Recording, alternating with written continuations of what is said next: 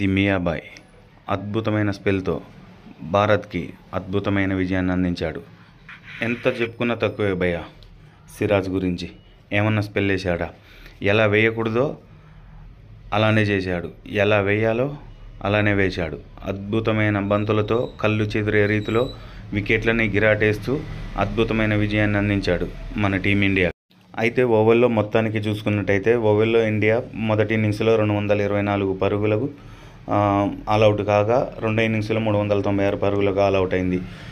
England first ఇన్నింగ్స్లో 247 పరుగులకు all out కాగా second ఇన్నింగ్స్లో 367 పరుగులకు ఆల్అవుట్ అయింది. ఆఖరి రోజు దుమ్ము లేపిన సిరాజ్, ప్రసిద్ధ్ కృష్ణలు టీమిండియాకు హిస్టారిక్ విక్టరీ అందించిన సిరాజ్ మియా, ఓడిపోయే మ్యాచ్ను గెలిపించిన సిరాజ్, ప్రసిద్ధ్ కృష్ణలు ఓవెల్ విక్టరీతో 2-2తో అండర్సన్ టెండూల్కర్ ట్రోఫీ సమం.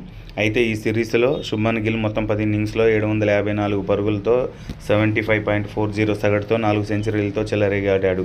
ఇందులో 269 బెస్ట్ స్కోరు. తర్వాత కేఎల్ రాహుల్ 10 ఇన్నింగ్స్లలో 532 పరుగులు, 53.20 సగటు, 2 అర్ధ సెంచరీలు, 2 సెంచరీలుగా ఉంది. ఇందులో 137 బెస్ట్ స్కోరు. ఎక్కడ తగ్గేది లేదంటూ పేసర్లు ఖతర్నాక్ పోరాటం. అయితే కెప్టెన్గా శుభ్మన్ గిల్ అయితే సిరీస్ సూపర్ హిట్ అయింది. సిరాజ్ వేసిన ప్రతి స్పెల్లో 100% ఎఫెక్ట్ ఇచ్చాడు. అయితే కొత్త బంతితో కాన్లు చెదిరే రీతిలో సిరాజ్, ప్రసిద్ధ్ కృష్ణలు బౌలింగ్ చేసి ఇంగ్లాండ్ బ్యాట్స్మెన్స్కు అవకాశం ఇవ్వలేదు. ఇదే క్రమంలో ఒకవైపు వికెట్లు పడుతున్న అట్కిన్సన్ మాత్రం గెలిపే లక్ష్యంగా చివరి వరకు ఆడాడు. ఇదే క్రమంలో భుజం గాయంతో తన దేశం కోసం, జట్టు కోసం గాయాన్ని సైతం లెక్క చేయకుండా చివరి వికెట్గా బరిలోకి దిగిన ఇంగ్లాండ్ బౌలర్ క్రిస్ వోక్స్ అతను మైదానంలోకి వస్తుంటే అందరూ అతనికి సపోర్టుగా క్లాప్స్ కొట్టారు. అయితే ఒకవైపు అట్కిన్సన్, మరోవైపు ఒంటి చేత్తో వోక్స్.